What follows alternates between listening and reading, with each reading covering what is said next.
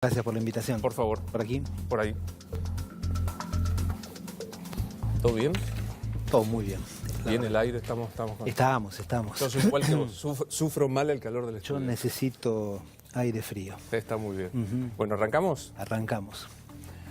Imagen, cuando lo viste a Julio De Vido, título. Tenés que poner un título mañana con esto.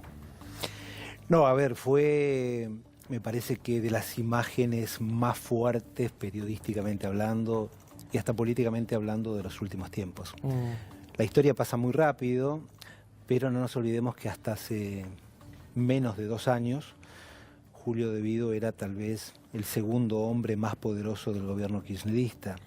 Pensemos que estuvo todo el mandato de Néstor Kirchner, los 2 mandatos de Cristina Kirchner, que manejó el presupuesto más grande que se conozca o que se tenga memoria en el Estado argentino, y que era amo y señor, ¿no?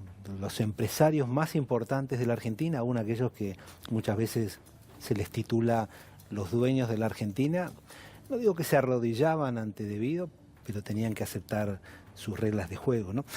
Ahora, yo miraba la foto. Cuando uno mira una foto o una imagen, en el periodismo queremos saber las famosas qué, cuándo, cómo. La nueva pregunta es, ¿y ahora? ¿Y ahora?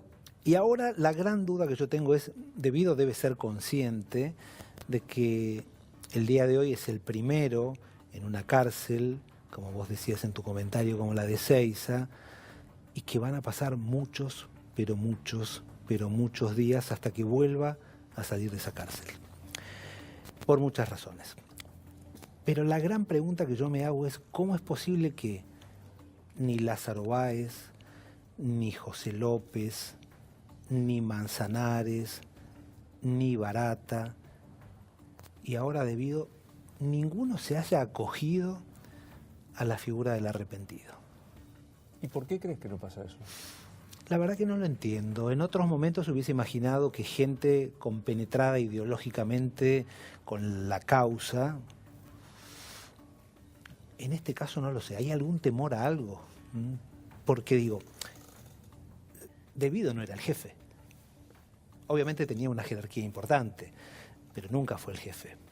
Ayer Eduardo Costa, el diputado de Santa Cruz, dijo él dijo una asociación ilícita donde claramente estaba Néstor, hereda Cristina, había De Vido, había Zanini, había Lázaro y demás. ¿Crees en esa jerarquía?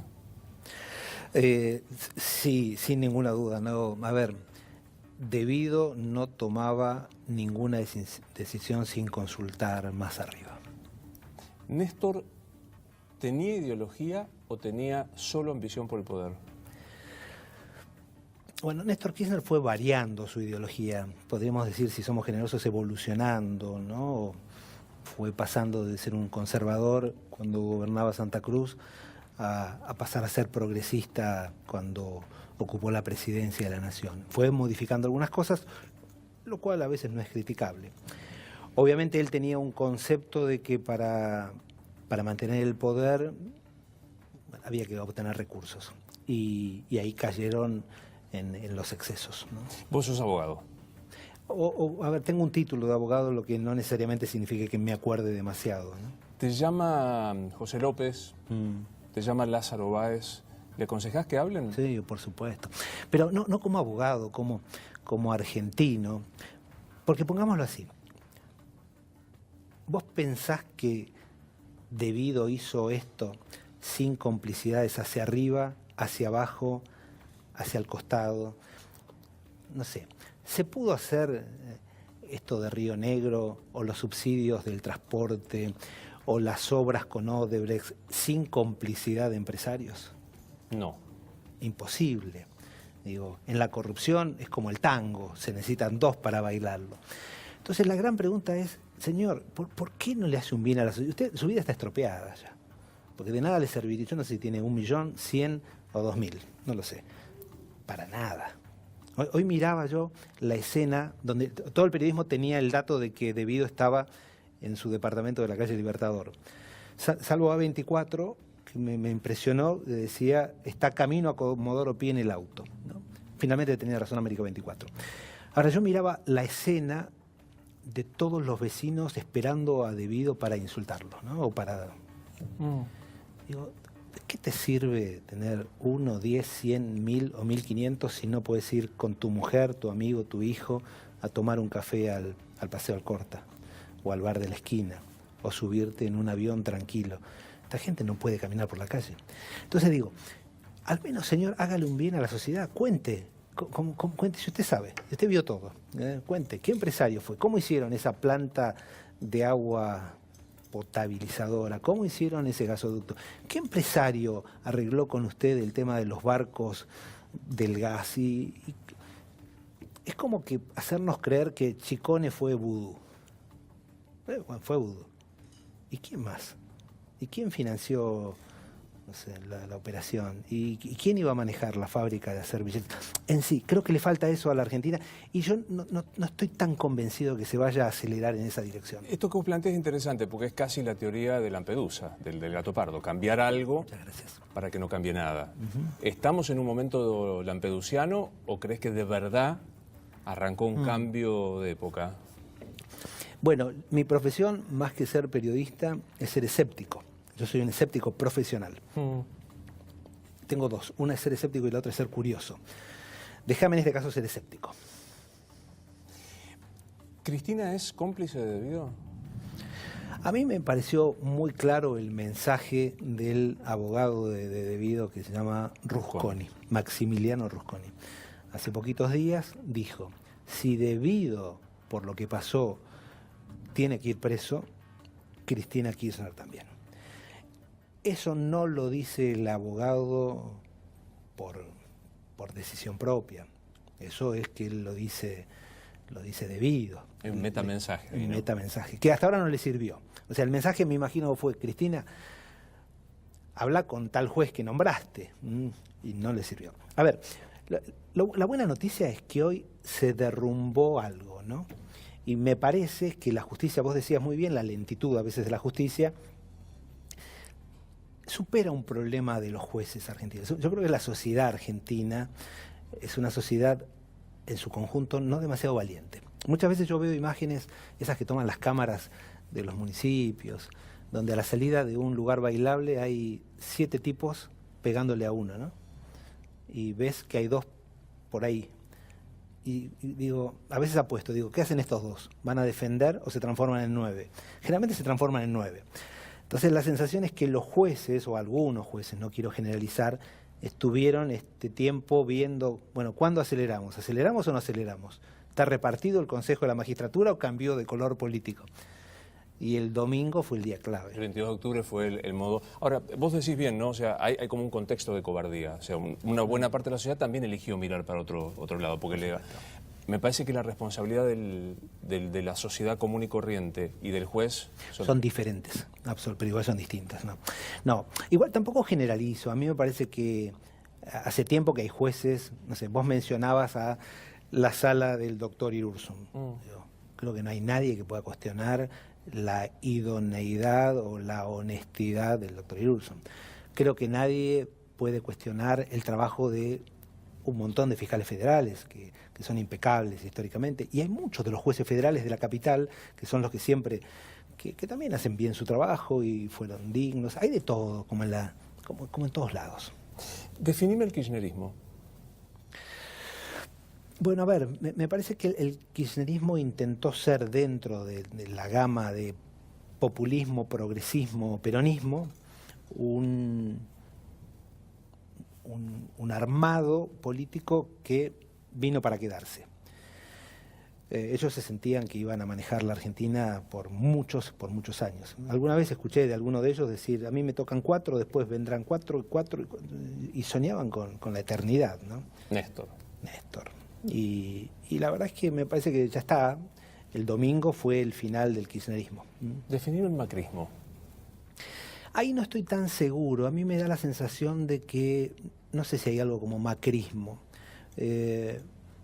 Macri no creo que tenga esa locura de perpetuarse en el poder. No me lo imagino. En eso lo creo mucho más republicano. Tendrá otros defectos.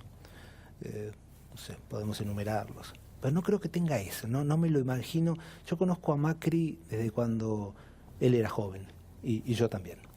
Y vi su evolución y nunca lo vi aferrarse a algo.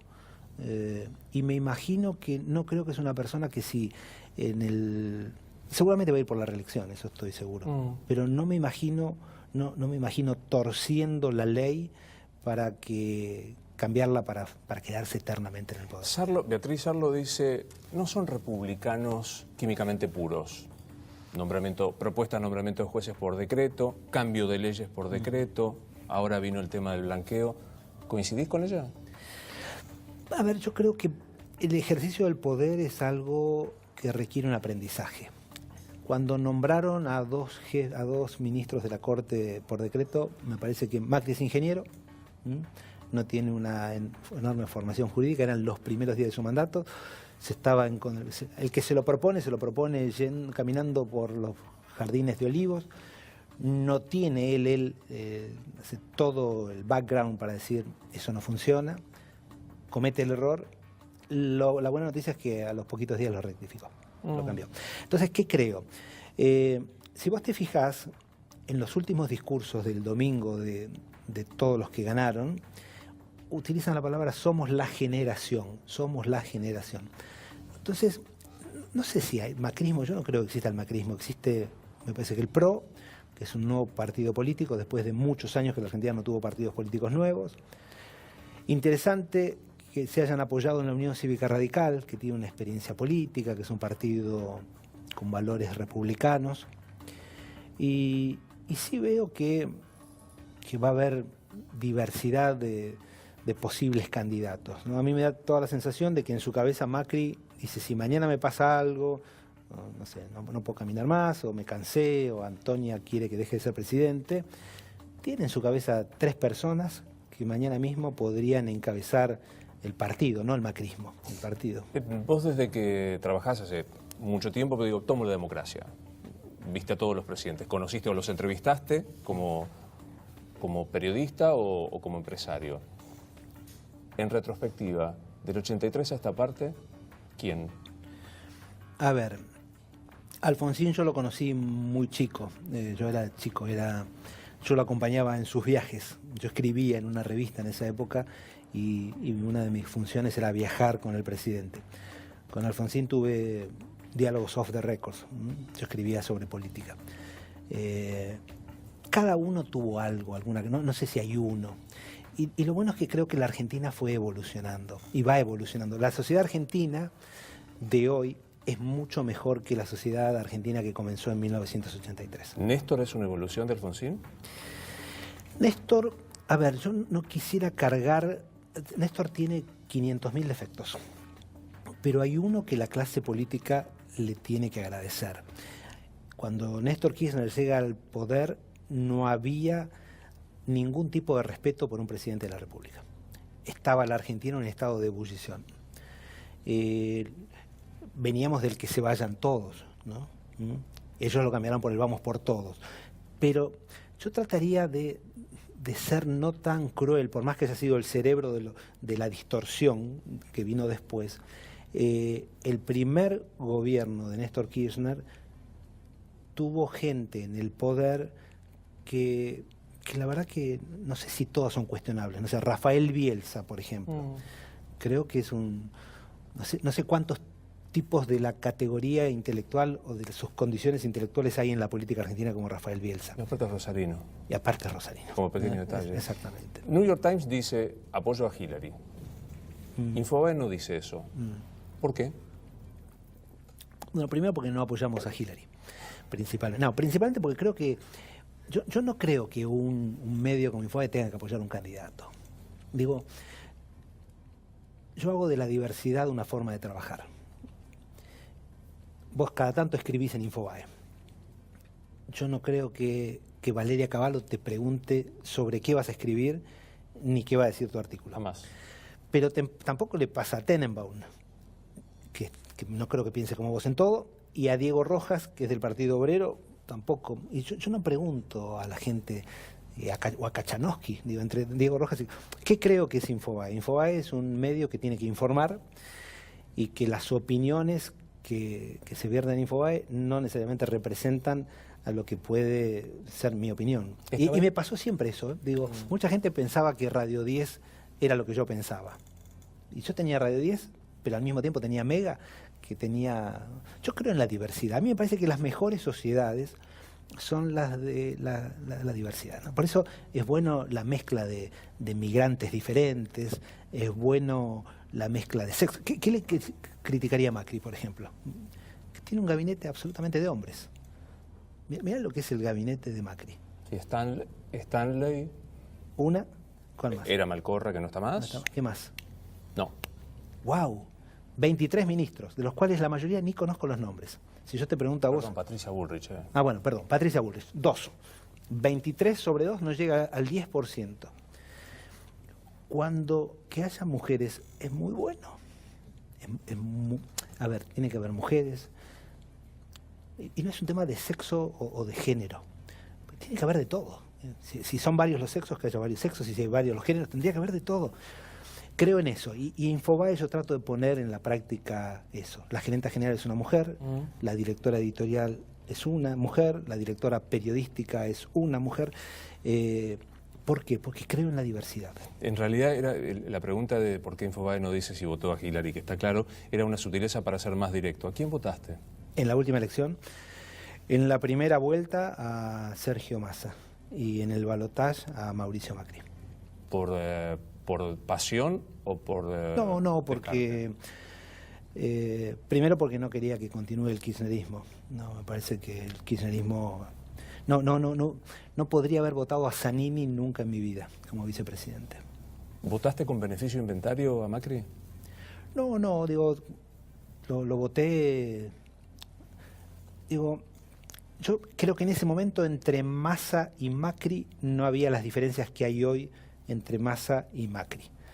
Me parece que Sergio Massa del 2015 era muy parecido a Mauricio Macri. Tal vez era una percepción mía, no sé si es la correcta o la incorrecta, pero hoy se ha corrido buscando hoy le cuesta encontrar a Sergio Massa su lugar y tal vez está buscando no sé, el otro día dijo, yo me opongo a la reforma laboral. Y ayer en la cancha de River estaba a metros con Felipe Solá y charlando ese tema, digo, a ver, cuando hablamos de reforma laboral, ¿de qué estamos hablando, no? Algunas cosas la Argentina debe modernizar, y lo que no significa ir en contra del empleo, al contrario. Digo, nosotros tenemos que tener leyes que permitan que la gente tome más trabajadores. Es la única forma. Así como también tenemos que rápidamente hacer una reforma educativa. Yo veo, digo, ¿qué me enoja a veces de este gobierno? Por primera vez en la historia hay 3 ministros de educación que son del mismo signo político. El de la Nación, Finocchiaro, el de la provincia, Sanchezini, y la de la Ciudad de Buenos Aires, Soledad Acuña. Los 3 muy formados, los 3 muy bien elegidos para el cargo. Esteban Bullrich, que para mí era un gran ministro de Educación, pues se lo llevaron para la política, no sé. Ahora, muchachos, el tiempo pasa. Si no hacemos rápidamente una reforma educativa, este país está condenado a tener gente pobre. ¿Y por qué te digo esto? Durante muchos años, Luis, nosotros crecimos diciéndonos que este era un país rico. ¿Por qué? Porque tenemos petróleo, soja, no sé, recursos de agua natural, agua dulce. Bueno, ya no es necesariamente sinónimo de riqueza eso. Venezuela está llena de petróleo. La gente pasa hambre. Singapur no tiene agua. Importa el agua. Yo me acuerdo un día, no sé quién decían, vienen por el agua. Carrió. ¿Carrió era? Bueno, nunca vinieron por el agua. Y la verdad no entiendo, salvo que vendamos agua. Pero Singapur importa agua. 75% del agua que usan para tomar o para ducharse le importa. Y sin embargo es un país que tiene patentes, tecnología, desarrollo. La riqueza de los próximos 10 años viene del conocimiento. Viene de desarrollar un tomógrafo computado, de hacer una aplicación para iOS o para Android. Viene de crear una patente de un tema genético de un laboratorio. Solamente eso se hace con una buena educación. Y digo, yo escucho y sigo escuchando a los ministros de educación que vamos a crear escuelas. ¿Escuelas? ¡Wow! La escuela es una cosa que la escuela como la conocemos hoy, el modelo prusiano de educación, lo único que hace es quitarle a los chicos la creatividad. Vos fíjate que los chicos van a los 5 años al colegio, 6 años, con una felicidad, una alegría. A alguno le gusta bailar, a alguno le gusta pintar, a alguno le gusta dibujar, a alguno le gusta jugar a la pelota. El colegio les quita la creatividad. Pero bueno, es un tema, son obsesiones mías. Es el tema. Ahora, ¿vos lo viste en la campaña electoral? No, no existió. No hablo absolutamente. ¿No te aburrió la campaña electoral? La verdad que sí. Me aburre la agenda argentina. Yo vivo viajando. La verdad que desde que hace 4 o 5 años decidí expandir Infobae fuera de la Argentina. Me paso 2 semanas al mes viajando por América Latina. Entonces, o si no voy a Estados Unidos, o a veces tengo que viajar a Europa. Y la agenda argentina está aburrida. Digo, aparte, me parece que no resolvemos temas. Si yo tomo una tapa de un periódico de los viejos, de la década del 80, y la comparo con la de hoy, estamos hablando de lo mismo. ¿Te divierte leerte que volvés, que te compraste 5N de vuelta? ¿Te divierte esa historia? No, a ver... ¿Te compraste 5N? No. A ver, lo primero que te quiero decir es que me pasó durante a los primeros días cuando me fui de ese 5N, tuve un síndrome de abstinencia terrible. Cuando me fui de Radio 10 me fui llorando. No lo niego, me fui llorando. Vos conocés mi oficina, estoy desde ese día y los primeros días estaba perdido y decía, ¿qué merda hago acá? Y después aprendí a vivir sin C5N. Que a mí me gusta desarrollar productos. C5N no existía hasta que un día se me ocurrió que era Canal 5 Noticias, porque era el lugar que nos había dado Cablevisión muy generosamente. No era mala ubicación. Y de ahí salió C5N. Pero estaba en mi imaginación, no existía. Radio 10 era un sueño mío. Era un sueño raro, porque en ese momento la radio estaba monopolizada, no, duopolizada, no, tampoco. Eran 3 las que existían en ese momento, la Rivadavia, era Mitre y Continental. Cada una tenía el 20% del share. Y a mí se me ocurrió pensar que con el 21% éramos primeros. Entonces cambiamos cosas, ablandamos la M era una cosa antigua, grotesca, decían, muy buenas tardes aquí, y le hicimos coloquial, como era la FM. Le pusimos humor a cada uno de los programas, cosa que antes no había. Rolo Villar fue el primero, después vinieron... El tuyo es muy bueno, ¿cómo se llama? Patricio Mucio. Wow, impresionante. Los pases. Vos haces un pase con Majul. Eso, el día que nació en Radio 10, nadie hacía un pase. La gente cortaba, ponía una tanda de 5 minutos y entraba el otro conductor, ni se saludaban. Bueno, Radio 10 fue innovadora en eso. Mega no existía, hasta que un día a mí se me ocurrió que tenía que haber una radio de rock nacional. ¿Qué te quiero decir con esto? Infobae no existía, nació en mi cabeza. Me encanta crear productos, me encanta conquistar audiencias. Yo no sé si hoy volvería a un medio que fue tan tocado. Sí. Ahora no estoy en carrera y además creo que hoy leí en el diario que hay un nuevo grupo que nuevo socio. Eso. ¿Escuchás Radio 10? Yo escucho mucha radio, y hago zapping, escucho todo, sí. Escucho Radio 10, escucho Radio Mitre, escucho La Red, escucho Continental, escucho Radio Rebelde. A veces a la mañana me divierte mucho en el zapping. Te soy un poquito infiel y lo escucho a Luis Delía, y ahí me levanto con otra energía, ¿no? Es decir, yo escucho todo y escucho a la noche me voy a dormir. Mi relación con la radio empieza a los 5 años cuando me regalan una espica. Vos sos chico, no te acordás de la espica. Tengo en mi vitrina la espica con el coso marrón de cuero. De cuero marrón, el de estuche. Tengo 2 espicas. ¿Cuántos años tenés vos? Voy a cumplir 56 ahora. Yo 53, estamos ahí. Y siempre me fui a dormir escuchando radio. Y aún hoy me voy a dormir con una radio y mi mujer me dice, baja un poquito la radio. Y la escucho abajo. Como cada vez escucho menos, tengo que ponerlo un poquito más fuerte. Pero la radio para mí es el medio que más me enamora. Ahora vuelvo a los medios. Hablaste de la radio y de la espica y pensé en tu viejo. Este año perdiste a tu papá. Sí.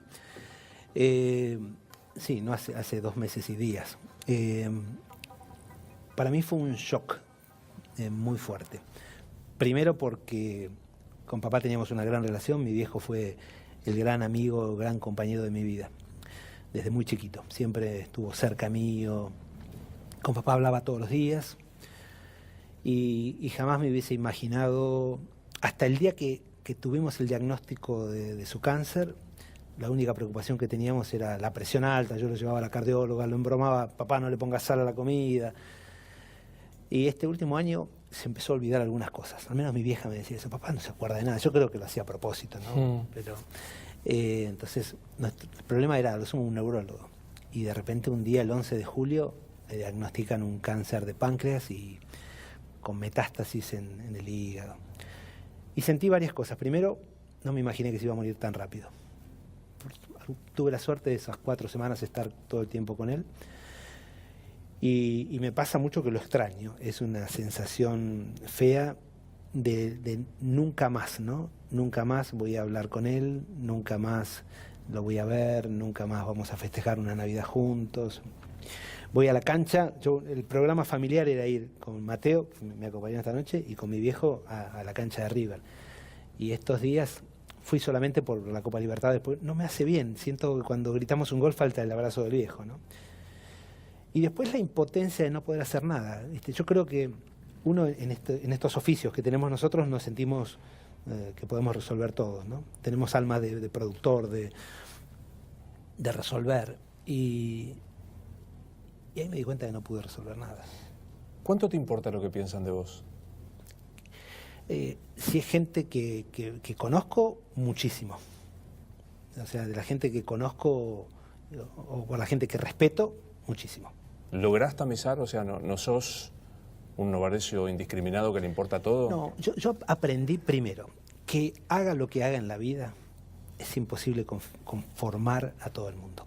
Yo imagino que mucha gente esta noche te está viendo, tu programa, y algunos van a escribir en una red social, uy, qué bueno que está, y otros van a decir, uy, ¿cómo invitaste a ese?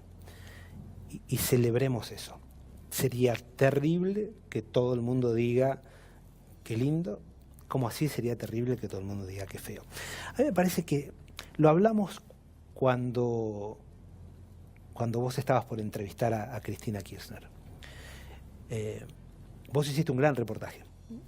Sin duda creo que, sin desmerecer al resto de los colegas, vos hiciste el mejor reportaje que se le hizo a una persona muy complicada, como es Cristina Kirchner, que además hacía como 12 años que no hablaba. Con lo cual vos tuviste que en un rato, en un tiempo muy, muy corto, porque si bien duró 2 horas, inusual, pero en 2 horas preguntaste por 12 años. Entonces, es muy común que alguien decía, pero usted no le preguntó sobre cuando no inauguró el Camino Negro. Está bien. O, señora, no había tiempo. Y creo que lo charlábamos y decíamos que hagas lo que hagas, un 20% de un lado y un 20% del otro iban a decir, ¿cómo no le clavaste una cuchara en el ojo? Y de otro lado te iban a decir, ¿cómo osaste preguntarle tal cosa? Ahora, la clave es entender que hay en el medio hay un montón de gente. Entonces digo, vos me preguntás, ¿me afecta? Y depende de quién. Si vos me decís, Campanella dice algo, no sé, Oscar Martínez dice algo, no sé, qué sé yo. ¿Mateo? Bueno, desde ya, la familia es vital. Digo, sobre todo, yo hay cosas que digo, yo no puedo decir una barbaridad o no puedo hacer algo porque tengo ya hijos a los que tengo que cuidar. Y igual, obviamente, sé que ser hijo mío no debe ser simple, ¿no? Cualquier padre que tiene un apellido es una carga para un chico. ¿Lo sentís así? Sí, creo que sí. Obviamente que sí. Me parece. Yo nací sin carga, nací sin nada. Me tuve que hacer. Pero creo que cualquiera que tiene, no sé, digo, cualquiera que es medianamente público, un futbolista, un actor, un director técnico, un político, un intelectual, si tiene un apellido, su hijo al principio es el hijo de fulano y no es fulano de tal, lo cual no está bien, pero pasa. No hay metáfora, nací sin nada. No, nací, bueno, con deudas. ¿Dónde naciste? Bueno, nací en Lanza y Riestra. Mis viejos, cuando se casaron, se fueron a vivir a la casa de mis abuelos. Mi abuelo era Antonio Haddad, vendedor de botones, hasta el último día que se murió, en el año 75. Se levantaba a las 5 de la mañana, ordenaba su valija con botones, salía y vendía botones. Ahí nací. A los 3 años, creo que mis viejos se mudaron a la calle Agustín de Bedia, y a los 5 a Portela 56, Portela entre Rivadavia y Ramón Falcón, justo el límite entre Flores y Floresta. Yo siempre había escuchado que el límite, la diferencia entre Flores y Floresta era aquella, ¿no? Bueno, era justo en el límite. Y después pasamos a vivir en unos monoblocks frente a la estación Floresta, Venancio Flores y Joaquín B. González.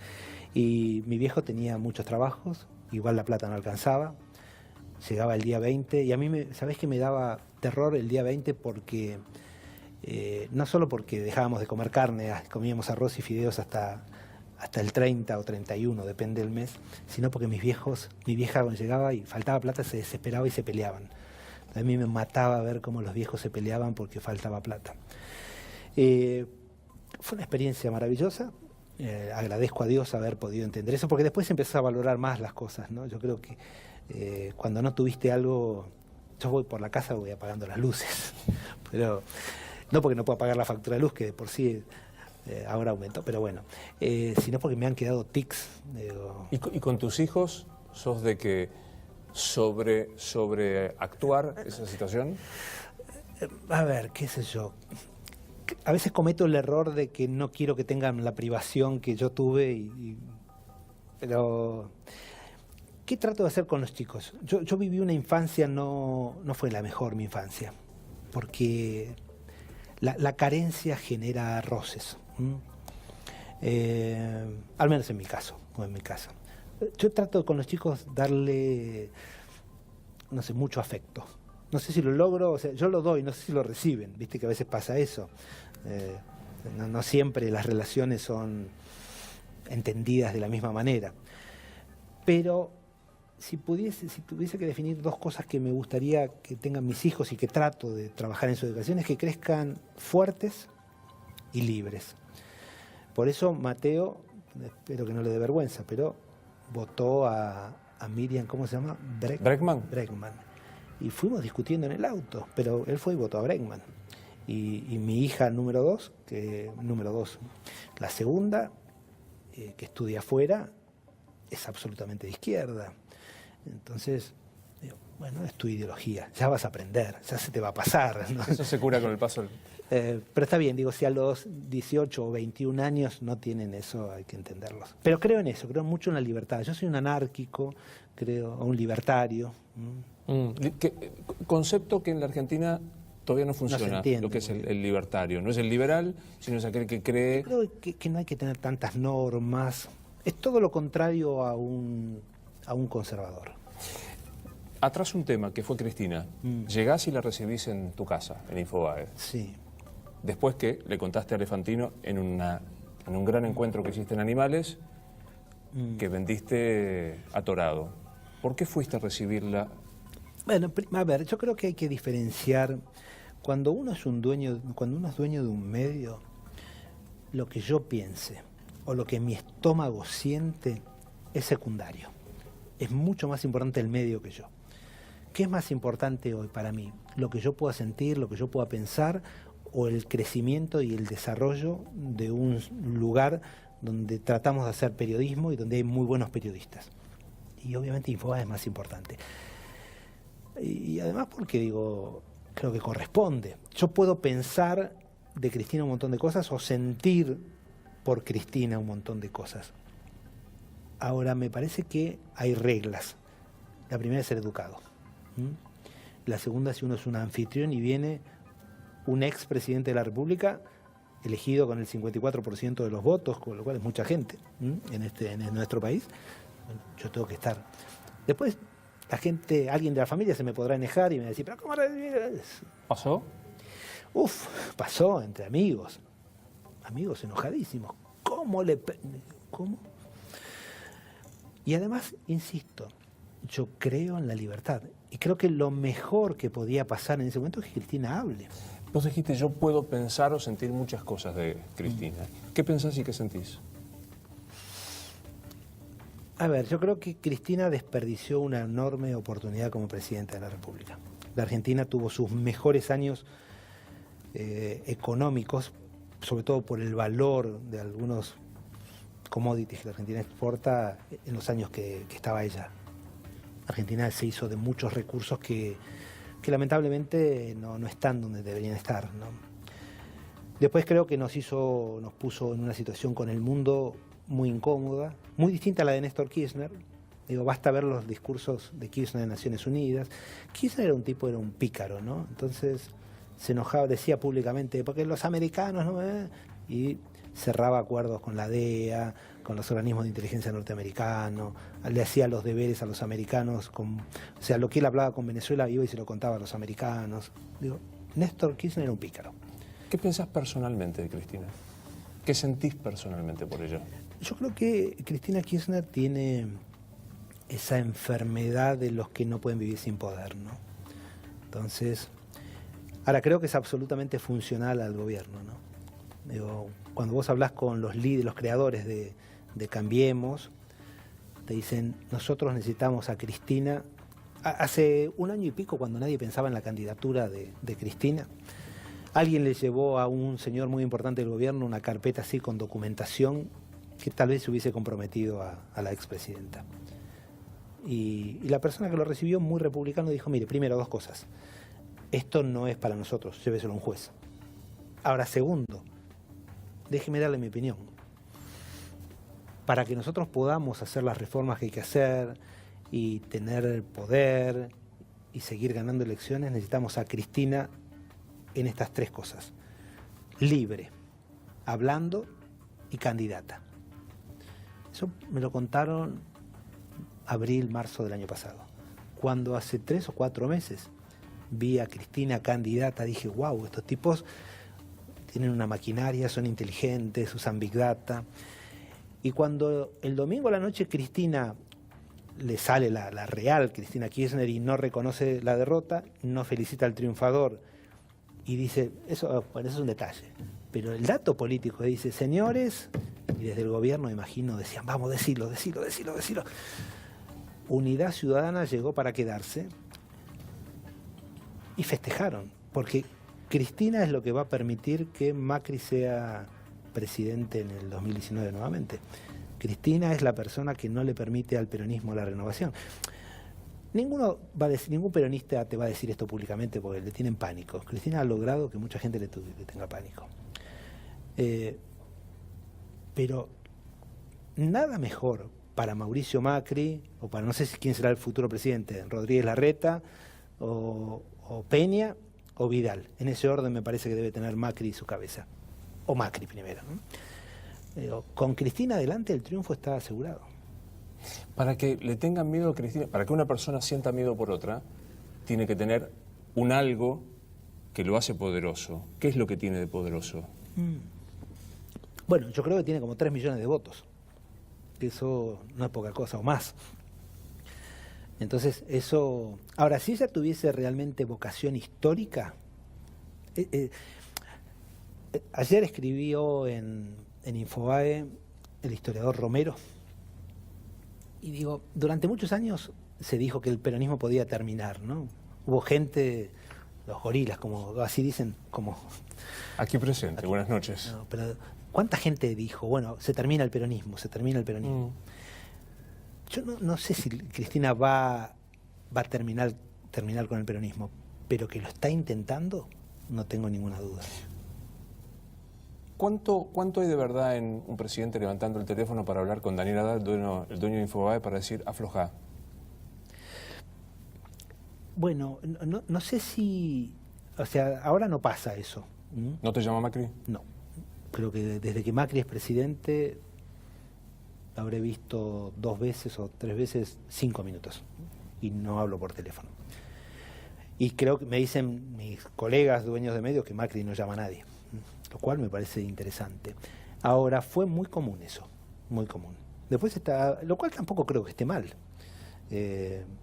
La clave está en si lo aceptás o no lo aceptás. ¿Quién era el que más, iba a decir, discaba? Me agarró un ataque analógico. Creo que Kirchner tenía una obsesión hasta con los videografs, ¿no? Hay gente que también sobreestima el poder de los medios de comunicación, ¿no? ¿Te sentís un tipo poderoso? No. ¿Sos un tipo poderoso? No, para nada. Mira, soy un tipo absolutamente vulnerable, muy vulnerable, que si tengo que llorar, lloro, que tengo ciertas fobias, la principal es la cronofobia, me asusta mucho el paso del tiempo, mi pelea principal que tengo en la vida es con el tiempo, pues me doy cuenta que me gana. Tengo grandes dudas de dónde vengo, como hombre y hacia dónde voy, que mientras hicimos una misa, porque papá era católico, y el sacerdote decía que ahora fue recibido por el Señor, yo miraba diciendo, ¿qué está diciendo? Pero con el mayor de los respetos, por Dios, pero valoro mucho a los que tienen fe, ¿no? ¿Nos morimos, sí? No sé, a veces me gustaría creer en Zeus, ¿no? Volver a los dioses, tener varios dioses, no uno, como tener un panteón de dioses y volver a creer en esas cosas. No lo sé, pero digo, no me siento. En esto primero, todos somos absolutamente reemplazables, absolutamente prescindibles. Yo me fui de C5N y C5N siguió andando. Me fui de Radio 10 y Radio 10 sigue andando. Y si mañana me voy de Infobae, cosa que no pienso hacer porque lo disfruto mucho, seguiría funcionando. ¿Nos morimos, sí? Y nos morimos, yo creo que nos morimos. Digo, a mí me da la sensación de que la humanidad, en su gran mayoría, necesita tener esa respuesta. Entonces, cualquier religión te lo explica. Y las religiones son buenas para explicar las cosas que racionalmente no podemos explicar. Entonces, hoy podemos perfectamente explicar que las tormentas del mar o las mareas tienen que ver con los ciclos lunares. Durante muchísimos años era que Mercurio o Poseidón estaba enojado. Durante muchos años la infertilidad de la mujer era atribuida a que el dios Juno estaba enojado. Y después vimos que hay otros problemas y hay expertos hoy en fertilidad que ayudan a las mujeres que no pueden tener hijos o a los hombres que no logran ser fértiles. Entonces, ¿qué digo? ¿Qué respuestas? Hoy para todo tenemos casi una respuesta. Los volcanes, sabemos que no es por el dios Volcano, que es vomita. Nos quedan las dos respuestas claves, o las dos preguntas claves, y nos faltan las dos respuestas. ¿De dónde venimos? ¿Y hacia dónde? Y hacia dónde vamos. La primera, tal vez, con el fenómeno del Big Bang, no sé. Yo quiero creer que hay un gran arquitecto del universo. Es más, creo que, pongámosle algún nombre, puede haber un arquitecto. Lo que no me imagino es irme y que haya cielo e infierno. Ni que hay 72 vírgenes esperándome. ¿Por temor al infierno? No, porque no. Creo que todo se paga acá, me parece. Todo se paga acá. Mientras hablabas de Juno y demás, se me escapó, porque estoy leyendo un libro que no me puedo acordar cuál es. Intentaba que menciona todo este tema. Orígenes. Ahí estamos. Orígenes. ¿Qué estás leyendo? Estoy leyendo el último libro de Isabel Allende, Más allá del invierno. Una muy linda historia de una profesora chilena que enseña en New York. ¿Lees mucho?